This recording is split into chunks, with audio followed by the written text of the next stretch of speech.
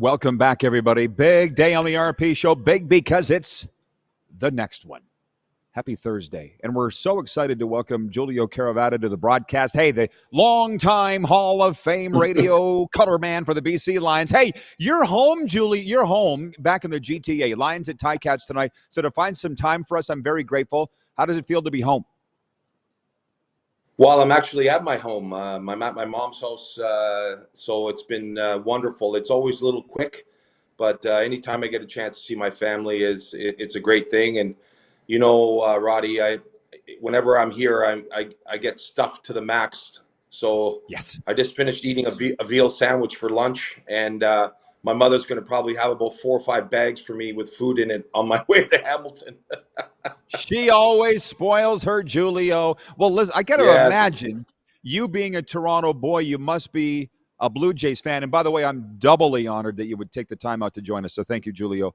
Our poll question is this a World Series preview this weekend, the Dodgers and the Blue Jays? What do you think? Yeah. I hope so. You're right. I am a Blue Jays fan, and I don't know if I ever told you this, but when I was a kid growing up here in Toronto, I worked on the Blue Jays ground crew.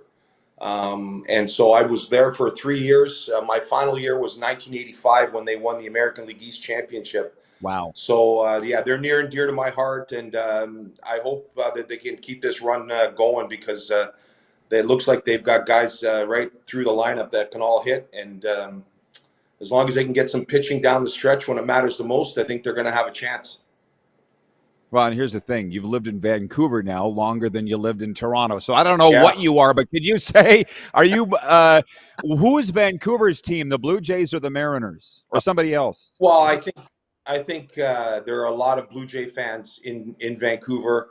I think that's very evident when you see a Blue Jay game in Seattle and how many people migrate down there to see the Jays. So I definitely say that the majority are Blue Jays fans, and I think you probably have a few that are their allegiances to Seattle, but I think the majority would be Blue Jays. Well, you didn't come on here expecting to talk baseball. I know that. We're talking about the game of the week. Well, Moose, my co-host, voted this the game of the week. BC at Hamilton. I still got Stamps Bombers. I'm sorry. But it's going to be a doozy. What are your thoughts on this BC at Hamilton game tonight in the CFL? Well, I mean, this is a big game for the Lions. There's no question, right? They need to keep pace with what's going on in the West. I think they're still reeling over the disappointment of giving up a 10-point lead with just under 3 minutes left in that game and losing that football game to Hamilton at home. I'm sure that stings, but they've got another opportunity. They're coming off a bit of a break with some time off. And the fact, too, that Hamilton played on Saturday in Edmonton, I think they're probably a little tired the way they're going, and the Lions are going to take advantage of it. But, I mean, the way Bo Levi is playing over the last 6 weeks has been pretty remarkable. So he's like Trevor Harris, right? I mean, those guys there's not much you can do defensively that is going to surprise him.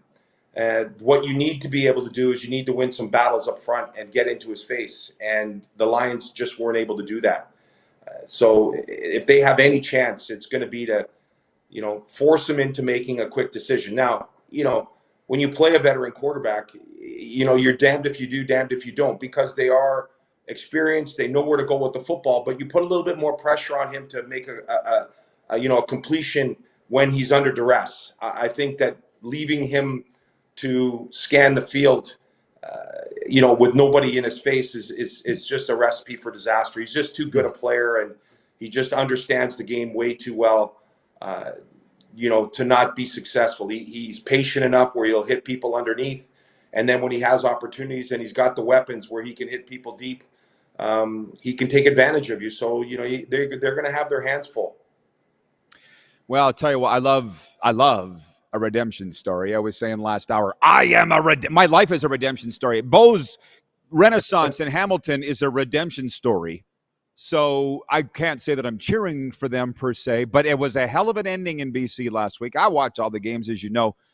It was a tighter one than your last home game against Sask. You guys weren't really in that one. And at 3-5, what is missing with the BC Lions? Well, Roddy, well, you mean you're a good person to ask this too, because you know, as you said, you watch all the games. You know, I don't believe the games that I've seen the majority of them, that there is that much difference between the top teams and everybody else. You know, one of the things that's been killing the Lions is that lack of execution, especially in critical moments, right? Like you can go back to a whole bunch of, you know, those 5 or 6 critical plays that the Lions just aren't able to make at that crucial time. And, you know, whether it's taking a penalty at a crucial time or not being able to defend or get off the field on 2nd and 10, or, you know, convert on a 2nd and 4 and be able to score in the red zone, all those kinds of plays that they just haven't been able to execute. And I've talked to Buck Pierce about this, that, I mean, that's the frustrating part. It's an execution issue, right? These are all things that are, you know, right in front of them. They can fix them. They can have an impact on them, but they're just, you know, finding a way to make that critical mistake in games that are costing them, because for the most part, they've been in every game. They just can't find a way to make a play when they really need it.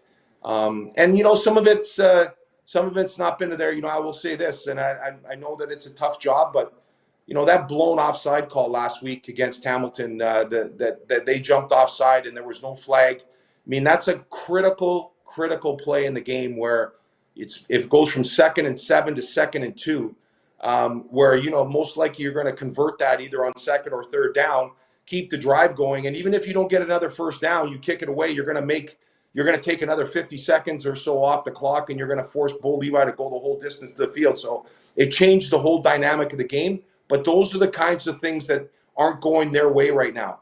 And they've got to find a way to overcome that. And if they can't, because they do have the talent. I believe they have the talent, but they've got to get out of their own way sometimes. Well, if you have the talent, then you have the chance. And there's 2 things that I think about with this. Number one, you got a new head coach. So I don't know if he had to change. He probably had to change the culture. So you're not going to do that in a half a season or even necessarily one season. That's one. And 2, it is early. Like you're 3-5. You know, George Cortez would say, "Well, Rod, we're not going to go 18-0. Like you need to get better. And now is not the time to panic, right? Like I look at Edmonton, man. They're pretty talented too. They're blowing games late. That they can't hang with teams. I think BC can hang with teams, but you're right, it's execution. So it sounds like such a cliche, but Julio, you and I are around the same age. We've been around a lot. You've won championships, you've lost championships. You've seen it from both sides, right? And when they say we got to stick together, you got to stick together. That's what has to happen in BC. And that's like you said, that's culture. That's the dynamic that you have to have in the locker room. You got to have everyone's back. And I believe that they're building that. I really do. You know, the culture that Buck Pierce came from in Winnipeg, you know, that's what they were built on. And so you're right, that culture change is going to take a little bit of time. And I think that's the frustration, that when you're going through it, you want it to happen faster. But they need a character win, right? They need something that they can really kind of. Oh, what happened? He froze. We still have you, Corey. We still have me. Oh, there you go. Last time you said you froze for a sec. You said they need, and then you froze. Do you remember what? They need a character. They need you know, like that win they had in Montreal. They need to be able to come back and find a way to win a tough game, because sometimes that can be what springs you forward. You said it. There's a ton of time left. Ton of time. But what you can't do is dig yourself too big a hole. And then you got to really, you know, I mean, then the back half of the season becomes, you got to win this game or you're going to be out of it. You don't want to get to that position. You want to be able to keep yourself close within striking distance of the top. And this is going to go a long way in keeping them in that contention. If you lose again and everyone else in front of you wins, it just becomes where you become more desperate towards the second half of the season, and you just don't want that. Yeah. Well, that win in Montreal was, well, to me, huge. Easily the most exciting. Well, it was the most exciting finish in the league this year of a lot of exciting finishes, but that was really good. I was happy for you guys there. Kevin Hughes, you know Kevin, you've been on his show from the Hughes Sports Podcast. He says, what are your thoughts on the BC Lions defensive secondary? On paper, we should be way better than what we are seeing. What changes would you like to see? Well, you know what? You know what helps the secondary is a push up front, right? That I think was evident last week, and I think guys were tired and their rotation and stuff as far as going up front, and they just couldn't get any pressure. And when you can't get pressure, and you with a guy like Bo Levi and a guy like Trevor, they're going to expose you. I'm sorry, they're just too good, and it puts a lot of pressure on the secondary when you've got a guy who's sitting back there with the experience that he does, is just taking what you give him. You gotta win some one-on-one battles, Roddy, up front. You gotta get into his face. Someone's gotta beat someone one-on-one up front and force him into, using his feet. And that's another part of this whole thing that I really want to mention, because I think it's one of the things that's really, allowed Bo to get on the kind of run that he has been, is his ability to kind of get out of the pocket a little bit. He's been able to shed some tacklers in the box and get himself outside, and in some cases run for 5 or 6 yards. Not a lot, but he's able to, keep himself alive. And that was one of the things that I wouldn't have said that a year ago. I would say, he's a drop back guy. He's like Trevor. He's not going to move around very much, but his mobility has really allowed him to step up into the pocket, escape, and then make some of those big plays. So I really think that's something that he's added to his game. And I think Scott Milanovich has gone a long way in telling him that he needed to use his feet a little bit more to make some of those plays. And he's been doing it, and they've become that much more dangerous. He looks 10 years younger. He might look better than he did 10 years ago. And I got to thank Scott Milanovich for that. By the way, Giulio, I want to say for like a fourth time how much I appreciate you coming on, because our BC viewers say they love our Lions talk, because there you go. In the media out there, they don't get a ton, not like it used to be. CKNW, J. Paul McConnell, Scott Russell, you know what I'm talking about. But with the Lions and the heyday, it's not like you haven't thought about this. I'm saying this to everybody else that hasn't. This rebuild, let's not forget, you guys blew it up. You got rid of your coach and your GM from last year, okay? So it wasn't going to turn around like that. But you win games, as you say, on the line of scrimmage. And the heyday of the BC Lions, I'm going to bring up Carm Karturi here. We would talk about your D-line, Khalif Mitchell, Brent Johnson, Aaron Hunt. He'd say, those guys are bitches. You don't have any of those guys on the roster. They're still out there, I think, but you know what I'm saying? Yeah, no.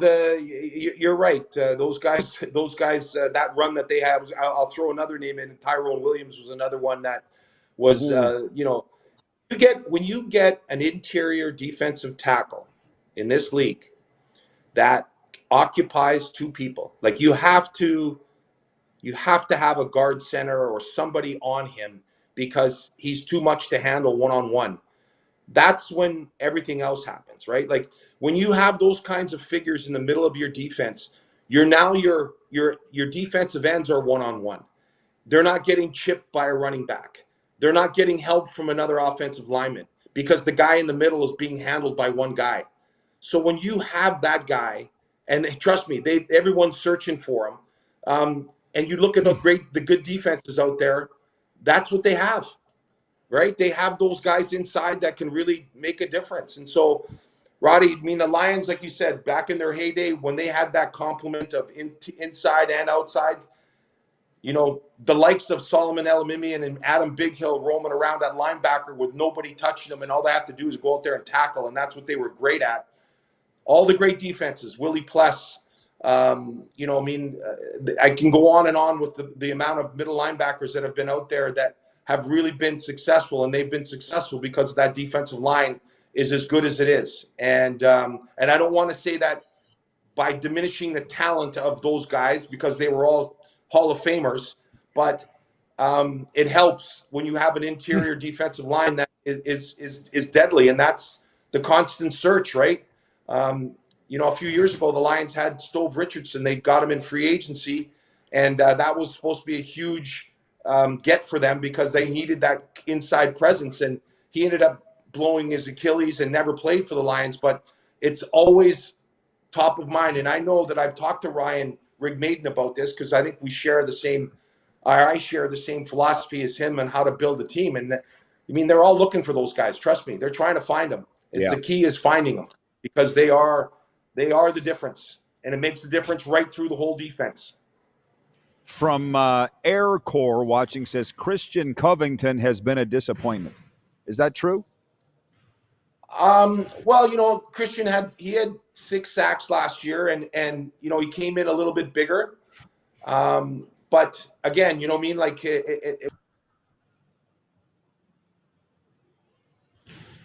Oops. I'm still here. Julio will pick back up with us while we wait. Oh, he lost his connection, says producer Corey. Yeah, well, that happened before, once already in this interview. We got you back. We got you back. He had 6 sacks last year, and he got bigger, and then you froze. And now we don't have sound. she's not paying for high-speed internet here, eh? She doesn't use it. I got you. I shouldn't use her internet. Doesn't use the Wi-Fi. Yeah, I got you. So you're saying, I'll tell you what, I saw him speak at the Athletes in Action, and we haven't talked about Nathan Rourke. Forget about Covington, I'm sorry, but I saw him speak with Nathan Rourke at the Athletes in Action breakfast at Grey Cup last year, and I'm like, now I get it. Now I see why they've pinned this franchise on Nathan Rourke. He's all Nathan's, that. Yeah. Nathan is he's a difference maker. He's what you want in your quarterback, right? And I still think that he's young. He's only going to get better. And I think that when you have a franchise quarterback like that, you're going to have a chance every single time you step out on the field. We know the importance of the quarterback in this league. So I'm a big fan. I really appreciate the work ethic, what he puts into it. He's serious about his job. He really wants to be successful. He really demands a lot of the people around him because he puts in such an effort week in and week out that he's going to be a star in this league for a long time. And I know the Lions are banking on his success. And I think that it was a great investment in getting him. And I only see brighter days ahead. 3-5 must be killing him. Oh my gosh, he's as competitive a guy as I know. Like you could see it. It really, really bothers him, and it's something that as he gets older and has been around a little bit more, because I think the other thing too, he wants success so badly that he puts a lot of pressure on himself, right? To be successful, and you want that, but sometimes that pressure can be even a little bit too much. So, as I said, I've got every confidence. I've seen a lot of guys come through this league, and Nathan has everything that you want: the intangibles, the personality, the leadership, the skill, the work ethic, everything. He has it. So they're going to be in good hands for quite a while with him at the helm. Right. As you know, when you have a cornerstone guy like that at that position, and Buck is a cornerstone guy, as you know, yeah, the better days are ahead. It just sucks right now. It sucks to go through it. But Andrew writes and he says, I'd love to hear the answer regarding Christian Covington, as I was thinking the same question. So thank you for the answer on that, Julio. And hey, again, thanks for the time. Have a great call tonight. I appreciate you, Roddy, always, buddy. It's always great to see you, and I wish you. Oh, almost. It's all good. Thank you, Julio. We'll be right back, everybody, here on Game Plus Television, streaming live and found on all major podcasts.